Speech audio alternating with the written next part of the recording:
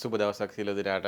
අපි කලින් වීඩියෝ එකේ සාකච්ඡා කරා ඔයගොල්ලෝ බව්වෙක් සුරතල් බව්වෙක් හදන්න හිතනකොට මොන වගේ දේවල්ද ඔයගොල්ලෝ සාකච්ඡා කරන්න ඕනේ කියලා. මම අද ඔයගොල්ලොත් එක්ක සාකච්ඡා කිරීම බලාපොරොත්තු වෙනවා.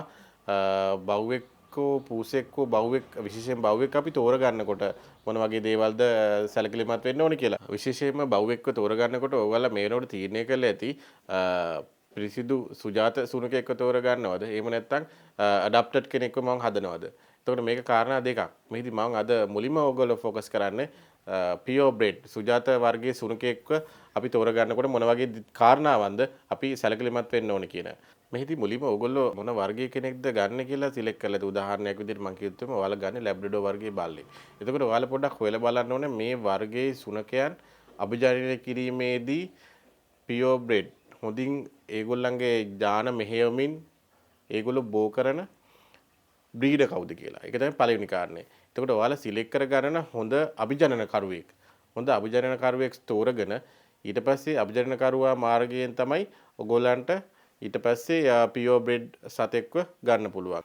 අපි සුදුසු අභිජනනකරුවෙක් තෝරාගත්තට පස්සේ මේ කාලය තුන ඔයා බලාපොරොත්තු වෙන වර්ගයේ බව්වන්නේ ලිටර්ස් ඒ කියන්නේ පැටව් ඉන්න තැන් ඔයා බලන්න ඕනි. බැලුවට පස්සේ ඕගොල්ලන්ට හරියන බව්වෙක් ඉන්නවද කියලා බලන්න. බව්පැටියා ඊට පස්සේ ඔයාලා බලන්න ඒ බව්පැටියාගේ ඉදිරි කලින් ජෙනරේෂන් ඒ කියන්නේ පරම්පරා තුනක්වත් පැහැදිලි පරම්පරා තුනක්වත් තියෙනවා නම් එයා සාමාන්‍යයෙන් හොඳ ජෙනටික් ලයින් එකක් මේන්ටේන් කරනවා. ඒ වගේ බව්පැටියෙක්ගෙන් එක්කෙනෙක් ගන්න එක තමයි මම හිතන්නේ වඩාත්ම හොඳ. ඊට පස්සේ තමයි අපි යන්න ඕනේ එතනින් පැටියෙක්ව තෝරගන්න එක සම්බන්ධව. ඒ වගේ ලිටේකින් පපි කෙනෙක් ගන්න එක තමයි ගොඩක් දුරට අපිට රෙකමන්ඩ් කරන්න පුළුවන්.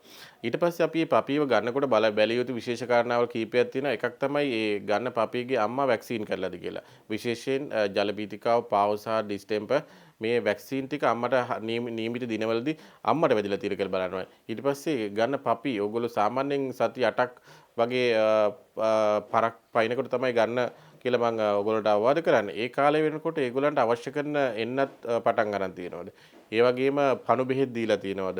ඒ වගේම ඒගොල්ලෝ යම්කිසි ප්‍රමාණයක පොටි ට්‍රේනින් ඒ කියන්නේ ඒගොල්ලෝ මුත්‍රා කරන එකට ඔලිට් කරන සම්බන්ධව යම්කිසි පුහුණුවක් ලැබලා තියෙනවද? ඒ වගේම ආහාර ගැනීම සම්බන්ධව පුහුණුවක් ලැබලා තියෙනවද?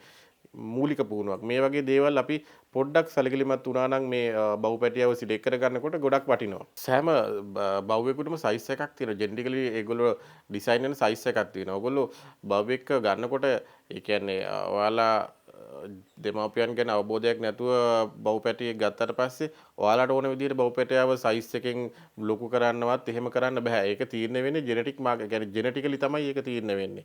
එතකොට ඕගොල්ලෝ මම දැකලා තියෙන ගොඩක් මල් ළඟට එන කට්ටිය පැටියෙක් ගෙනල්ලා මෙයාව අර පැටියා අරයා වගේ ලොක් කරන්න ඕන කියලා. ඒකට සාමාන්‍යයෙන් ඒක කරන්න පුළුවන් දෙයක් නෙමෙයි. අපිට විටමින් කෑම ඒ වගේ හදන්න පුළුවන් දේවල් තියෙනවා. නමුත් අපි අර වගේ දේවල් ඒ කියන්නේ සයිස් එක වගේ දේවල් අපිට කෑම වලින්වත් විටමින් වලින්වත් හදන්න පුළුවන් දේවල් නෙමෙයිනේ. ඒවා සාමාන්‍යයෙන් ඡානමය වශයෙන් එන දේවල්. සාමාන්‍ය ඥානමය වශයෙන් එන ඒ වගේ ගොඩක් වෙනස් වීම වෙන්නේ හරිම අඩු වශයෙන්. ඒ කියන්නේ අම්මා තාත්තා ළඟින් යන ලයින් එකක් තමයි ඒ කියන්නේ ඊළඟ පරපුර හැදෙන්නේ ඒ වගේ. එතනින් වෙනස් වීම අපි දැකලා තියෙනවා. ඒක කලාතුරකින් තමයි එහෙම ඒවා තියෙන්නේ. එතකොට අපි හිතන බව්ව හදන්න නම් අපි හිතන විදිහේ බව්ව දෙන්නෙක්ගෙන් තමයි අපි මේ පැටියව සිලෙක්ට් කරගන්න. එතකොට සාමාන්‍යයෙන් ඕගලන්ට සාමාන්‍ය බව්වෙක් ගන්නවට වඩා වැඩි පිරිවැයක් ඒ වෙනුවෙන් දරන්න වෙන්න පුළුවන්. නමුත් අපි බලාපොරොත්තු වෙන බව්ව එකෙන් අපිට හදා ගන්න පුළුවන් කිම හැකියාව තියෙනවා. එතකොට ඔයාලට හැමතිස්සෙම බව්වාව අරගෙන ඔයාගේ පශු වෛද්‍යවරයා ළඟට ගියාට පස්සේ ඔයාලට පුළුවන්කම තියෙන්න ඕනේ එයාගේ අම්මයි තාත්තයි පෙන්නන්න. එතකොට වෛද්‍යවරයාටත් අදහසක් එනවා හරි එහෙනම් මෙයා මේ ප්‍රමාණය එක්කෙනෙක් මෙයා මේ වගේ ප්‍රමාණයට හැදෙන්න පුළුවන් වර්ධනය වෙන්න පුළුවන්. එතකොට මෙයාට මේ වගේ ආහාර රටාවක් අපි ලබා දෙන්න ඕනේ. මෙයාට ආහාර වලින් හම්බෙන විටමින් සමාන ප්‍රමාණවත් මදි. එතකොට මෙයා හැදෙන විදිහත් එක්ක හැදෙන growth rate එකත් එක්ක මෙයාට එක්ස්ට්‍රා කැල්සියම් වර්ග එක්ස්ට්‍රා විටමින් වර්ග අපි සමහර විට දෙන්න ඕන වෙයි. ඒක එතකොට වෛද්‍යවරයාට නිර්දේශ කරන්න හරි පහසුයි. ඔයාලා එයාගේ දෙමාපියන්ගේ ගැන අවබෝධයක් ඇතුව පපියව ගන්නවා නම් ඔයාලා සිලෙක්ට් කරගත්ත බ්‍රීඩ් එක ඒ කියන්නේ වර්ගයේ සත්තුන් ලංකාව තුල සිටින ප්‍රමාණය ඒ කියන්නේ ඒ සත්තු අභිජනනය කරන ප්‍රධාන අභිජනනකරුවන් ගැන ඔයගොල්ලෝ ගැන ටිකක් ඔයගොල්ලෝ දැනගත යුතුයි. මොකද සමහර බ්‍රීඩ් වල සත්තු ලංකාවේ හරිම දුර්ලභයි. ඒ කියන්නේ අඩුයි.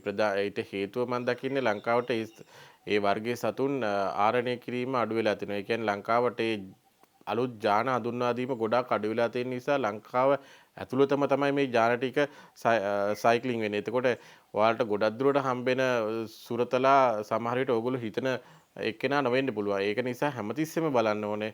ඔයාලා පපීව සිලෙක්ට් කරගන්නකොට ඒගොල්ලන්ගේ පියෝ බ්‍රෙඩ් ලයින් එක කියන්නේ හොඳ පෙළපත පිළිබඳව හොඳ අවබෝධයක් සහිතව ඒ සතාව ගත්තා නම් ඔයාලට හොඳ සුරතල් සතෙක්ගේ අවුට්පුට් එකක් ඔයාලට ගන්න පුළුවන් කියලා තමයි මම විශ්වාස කරන්නේ. ඊපස්ව අපි චුට්ටක් බලමු ඔයගොල්ලෝ පාරෙන් ඉන්න බල්ලෙක් එහෙම නැත්නම් ඩබ් කෙනෙක් ගන්නකොට මොන වගේ දේවල්ද බලන්න කියලා. මොකද එතකොට එයාලා ඔයාට සිද්ධ වෙනවා. එයාට කරුණාව සත්ව කරුණාව යටතේ සත්ව කරුණාව සහිතව ඔයාලා එයාව ගන්නෙ.